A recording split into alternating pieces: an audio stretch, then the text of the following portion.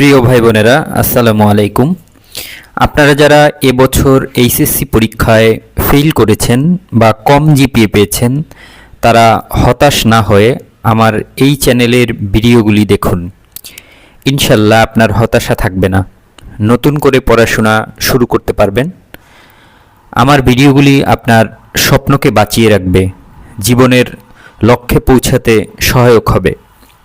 এই ভিডিওতে আমরা জানব আপনার ফেইল বা কম জিপিএর কারণ শুধু আপনি নন, আরও অনেকগুলো কারণ রয়েছে।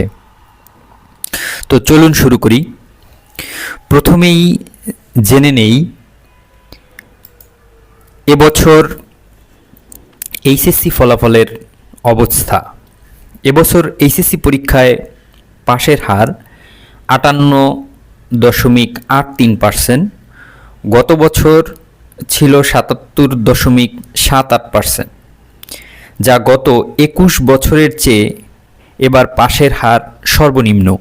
হঠাৎ কমে এই 58.83% হওয়ার কারণগুলোর মধ্যে প্রধান কয়েকটি কারণ আমরা চলুন জেনে নেই।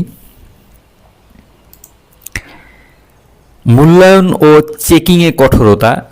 এবছর গত কয়েক বছরের তুলনায় মূল্যায়ন ও চেকিংয়ে অনেক কঠোরতা অবলম্বন করেছে। গ্রেস মার্ক কম দিয়েছে এবছর। পূর্ণ সিলেবাস ও পূর্ণ সময়ের পরীক্ষা হয়েছে, যা গত কয়েক বছর আংশিক ছিল। করোনা পরবর্তী বা অন্যান্য কারণে আপনাদের প্রস্তুতি কিন্তু অনেক দুর্বল হয়েছিল, যার জন্য রেজাল্টের এই অবস্থা হয়েছে। এছাড়াও বিভিন্ন আন্দোলন, অর্থনৈতিক, পারিবারিক ও সামাজিক চাপে আপনার ফলাফল কিন্তু খারাপ হয়েছে। এবছর আপনারা জানেন গ্রাম অঞ্চলে ফেলের সংখ্যা সবচেয়ে কিন্তু বেশি। এর প্রধান কারণ শিক্ষকদের সংকট।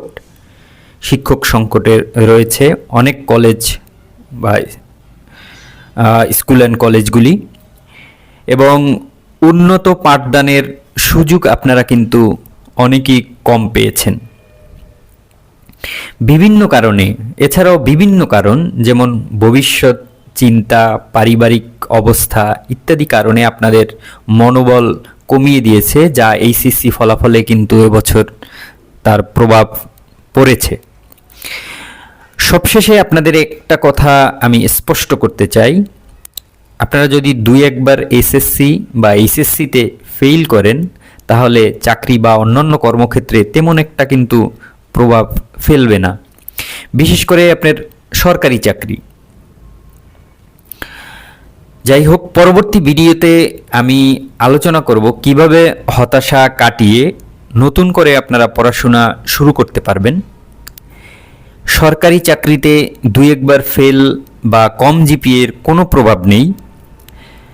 যারা কোচিংয়ে ভর্তি হয়েছিলেন কিন্তু ফেল করেছেন বা কম জিপিএ পেয়েছেন, তাদের করণীয় কী, এরকম কয়েকটি ছোট ভিডিও আমি আপনাদের দিব, যেই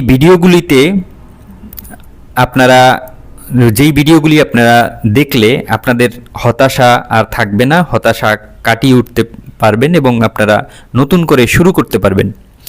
এরকম কয়েকটি ছোট ভিডিও পেতে এই চ্যানেলের নোটিফিকেশন চালু রাখুন, চ্যানেলটি সাবস্ক্রাইব করুন, শেয়ার করুন। ধন্যবাদ। আসসালামু আলাইকুম।